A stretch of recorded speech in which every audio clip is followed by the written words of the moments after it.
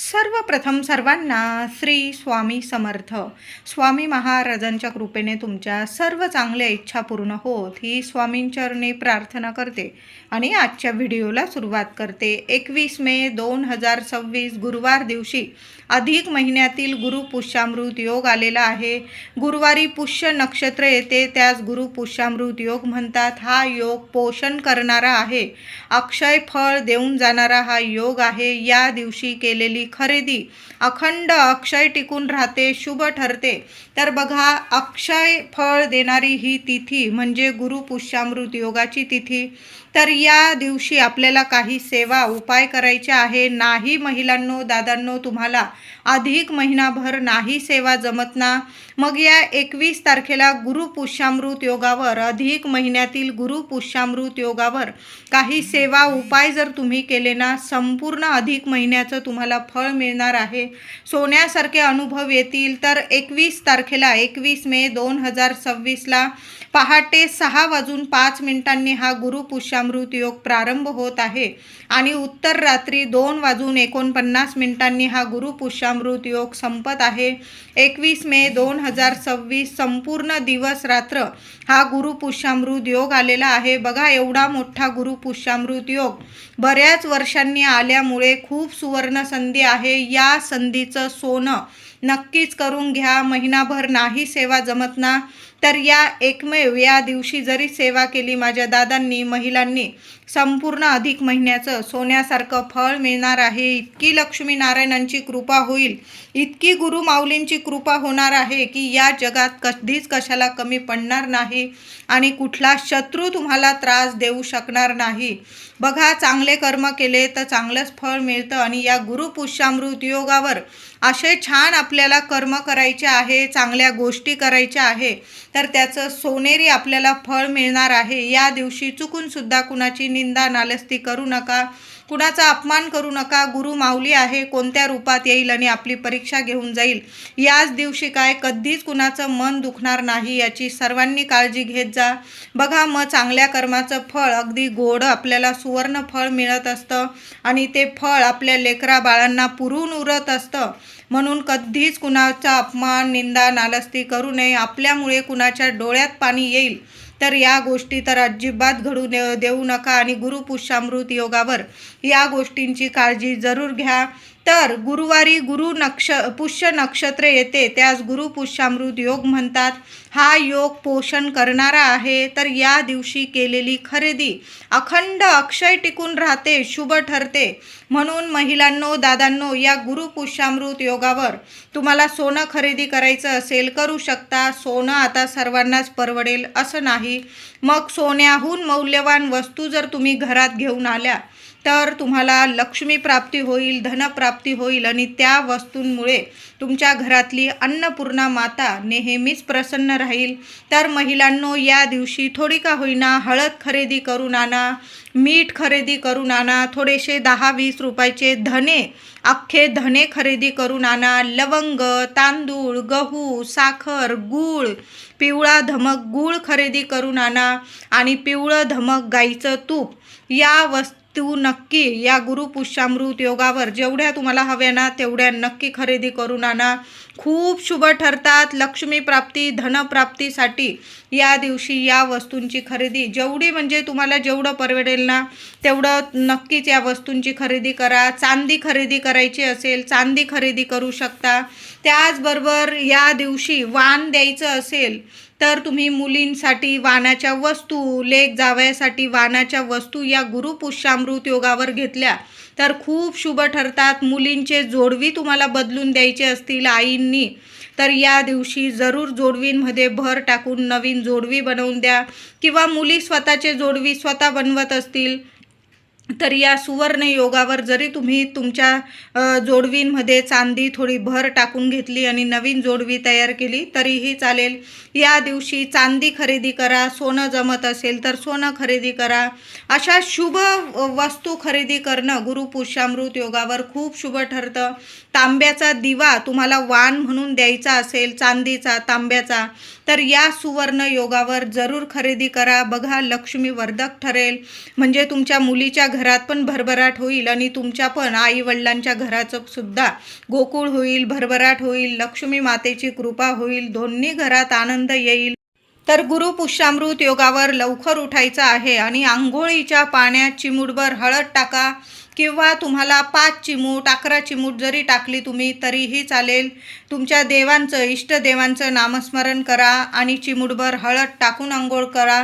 थोडंसं गंगाजल असेल आवर्जून टाका, गुलाबजल असेल गुलाबजल टाकू शकता, नाही गंगाजल गुलाबजल टाका, नाहीच काही चिमूटभर हळद. तर आवर्जून गुरु पुष्यामृत योगावर जी व्यक्ती आंघोळीच्या पाण्यात चिमूटभर हळद टाकून आंघोळ करते ना, त्या व्यक्तीचं भाग्य तेजस्वी होतं आणि सोन्यासारखं सुख ऐश्वर त्या व्यक्तीला आयुष्यभर मिळतं. तिच्या लेकराबाळांची प्रगती होते, तिच्या घर संसारात सुख समृद्धी नांदते, अखंड लक्ष्मी नांदते. म्हणून गुरु पुष्यामृत योगावर महिला, दादा, लहान लेकरांना सुद्धा चिमूटभर हळद टाकून आंघोळ करा. महिलांनो, थोडीशी हळद तुम्ही तुमच्या बेंबीला लावली किंवा तुमच्या कंठाला लावली तुम्ही, म्हणजे मानेच्या इथं, तरीही चालेल. लक्ष्मी मातेचं स्मरण करा. हळदीचे उपाय जेवढे करता येईल ना या दिवशी, आणि अधिक महिन्यातला गुरु पुष्यामृत योग आहे, असा योग पुन्हा येणे नाही. बऱ्याच वर्षांनी असा योग अधिक महिन्यात आलेला आहे. म्हणून गुरु पुष्यामृत योगावर हळदीचे उपाय आवर्जून करा. महिलांनो, लवकर उठा, पण हळदीचे उपाय जरूर करा. आंघोळीचा उपाय तर आवर्जून करा.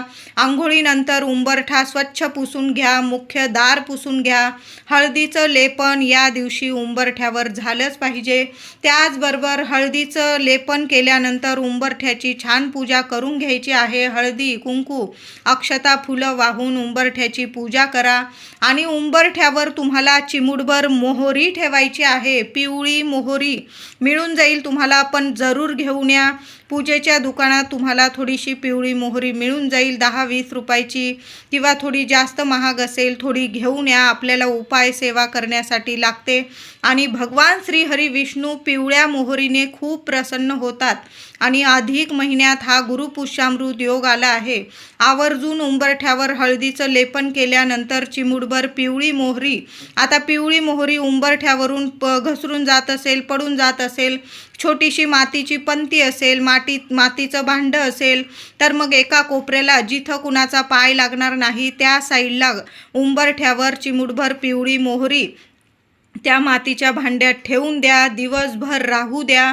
संध्याकाळी दिवे लागण्याच्या वेळी उंबरठ्यावर येण्या जाण्याच्या रस्त्यात उंबरठ्यावर ती मातीची पंती घ्या, ज्यात तुम्ही पिवळी मोहरी ठेवलेली आहे. त्यासोबत तुम्हाला कापूर जाळायचा आहे आणि त्यावर 5 लवंग जाळायचं आहे.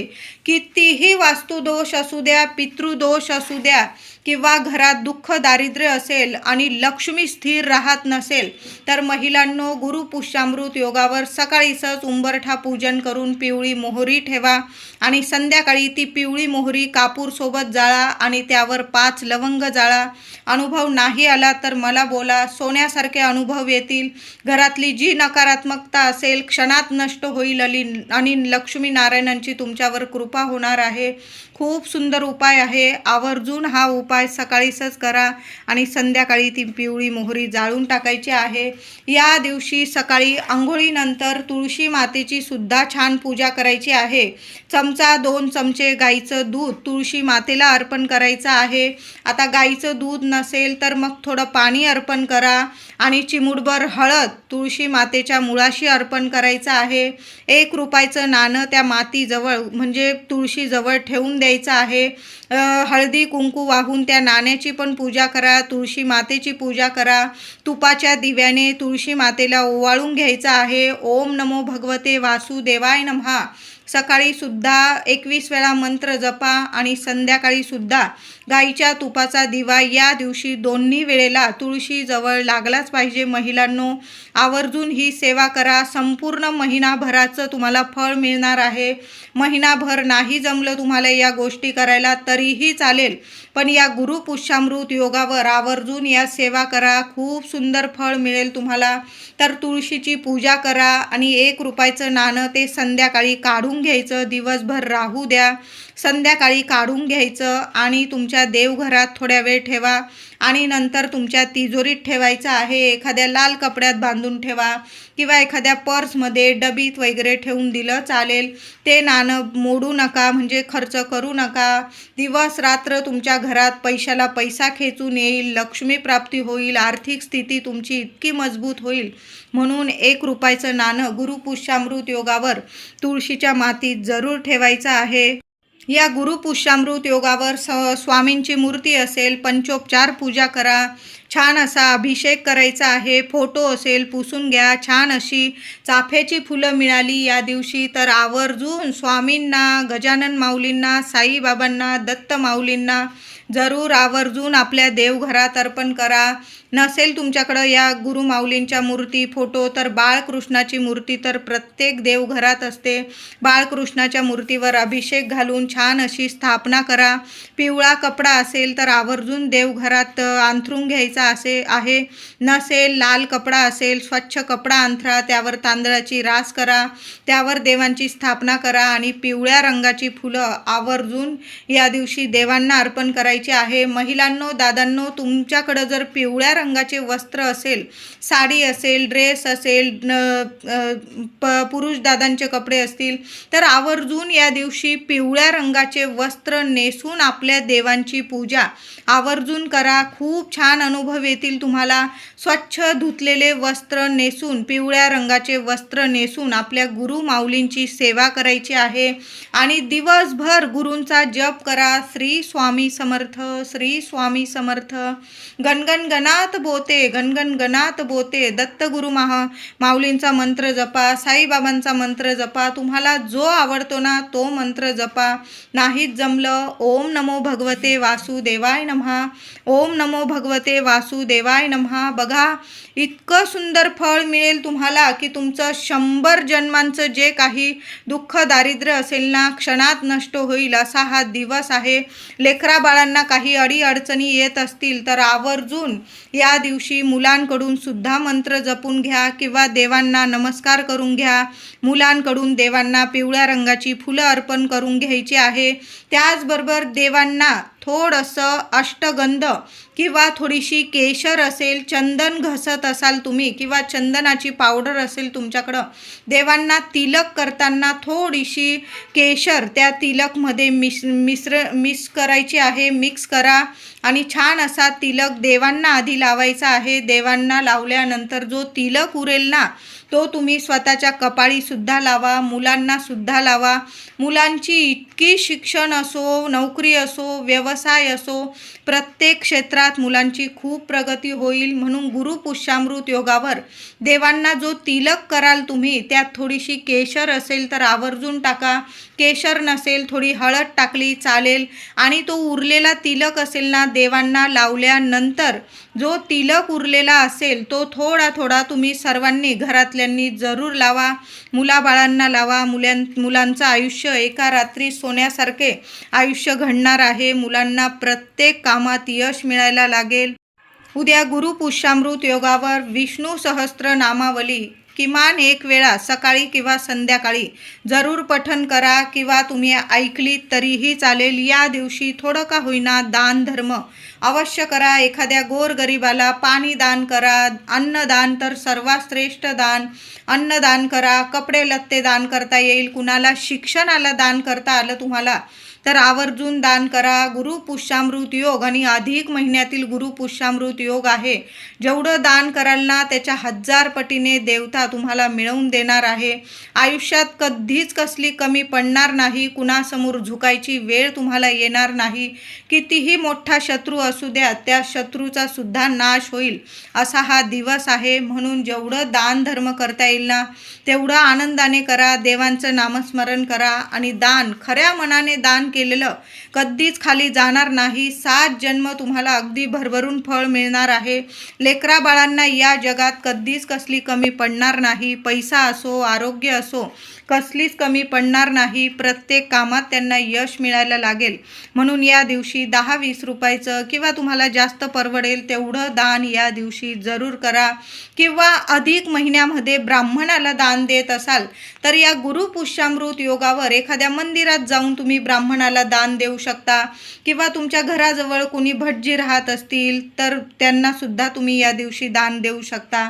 गरीब व्यक्ती नाहीच भेटला तर मग ब्राह्मणाला सुद्धा या दिवशी दान देऊ शकता. बघा, 1000 जन्मांचं फळ तुम्हाला प्राप्त होईल. या गुरुपुष्यामृत योगावर घरात, देवघरात आपल्या श्रीयंत्र असेल महिलांनो, कुलदेवीचा टाक असेल, माता लक्ष्मीची मूर्ती, कुंकुमार्चन जरूर करा. सकाळी करा, संध्याकाळी करा, पण देवी आईला कुंकुमार्चन जरूर करा. ओम कुलदेवताय नमः, ओम श्रीम नमः या मंत्राचा जप करत करत तुम्ही कुंकुमार्चन करायचं आहे. मोगऱ्याची फुलं असेल, लाल गुलाब असेल किंवा लाल रंगाची देवी आईला जरूर अर्पण करा. एखादी वेणी अर्पण करू शकता. मुख्य दरवाजावर एक स्वस्तिक काढायचं आहे. महिलांनो, आंघोळीनंतर हा उपाय करा. किंवा माझ्या दादांनी जरी मुख्य दार स्वच्छ पुसून घ्यायचं आहे. थोडी हळद ओली करायची आहे. त्यात थोडंसं चंदन टाकायचं आहे आणि थोडीशी केशर असेल तर टाका, नाही तर चंदन आणि हळद ओलं करून घ्यायचं आहे आणि मुख्य दरवाजावर एक स्वस्तिक काढायचं आहे. हे स्वस्तिक काढल्याने तुमच्या घरात इतके सुंदर अनुभव येतील की तुमच्या घरात कायम सकारात्मकता येईल, पवित्रता येईल आणि तुम्हाला दैवी अनुभव येतील.